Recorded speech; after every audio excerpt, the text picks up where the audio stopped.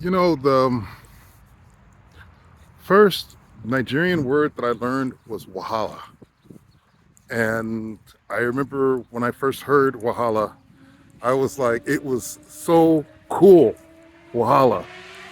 And I mean, it's like every native Californian has a little inner surfer spirit in him. And it's like, when I heard it, I was like, yo, Wahala, dude, it's just, and so I kept on hearing it. It's like, no Wahala, no Wahala. And it's like, no, why would you want no Wahala? It seems like you'd want a lot of Wahala. You know what I mean? Like, if I had a kid or something like that, I would name my kid Wahala. I was like, oh, this is Wahala Webster. And somebody would say, oh, such a cute name. What does it mean? And she'd say, I'd show you better. Anyway, better I show you. You know what I'm saying? So anyway, there's so many things there's so many things I'm learning about culture and what you call it, cultural differences and different differences that um, I don't want that. That I'm contemplating. It's kind of like a culture's like a big turkey. It's not the fact whether or not you're going to eat it; it's how you're going to carve it. And when when I look at the script melded, and I've rewritten it about 7 billion times, and the humor between the two, Catherine and Jack, um,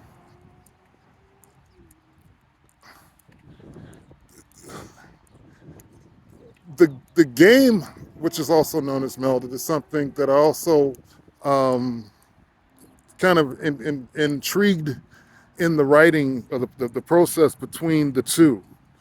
Um, and no, I did not know anything about the card game Melded until Sarah came up with the name Melded. But when I learned a little bit about the Melded and how it works and who wins what and how you do the score and all the rest is good stuff, the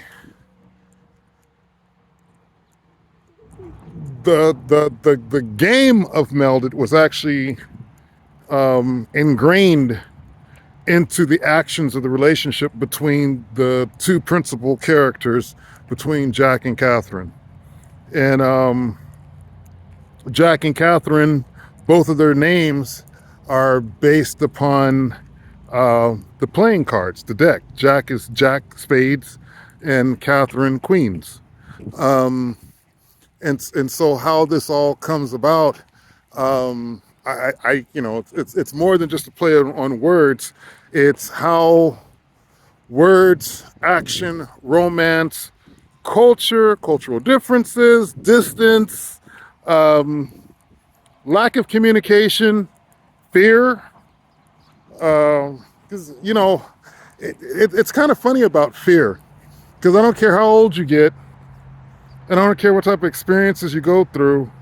Is fear is at different levels. I mean, so at one point in time, you may be afraid of the dark.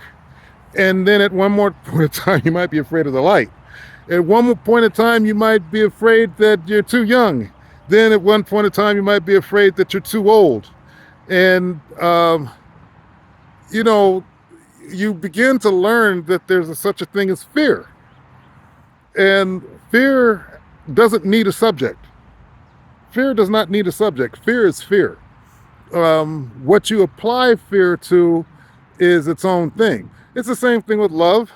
It's the same thing with wisdom. It's the same thing with courage. It's the same thing with many of the attributes of emotions and what we use to quote unquote the tools of expression.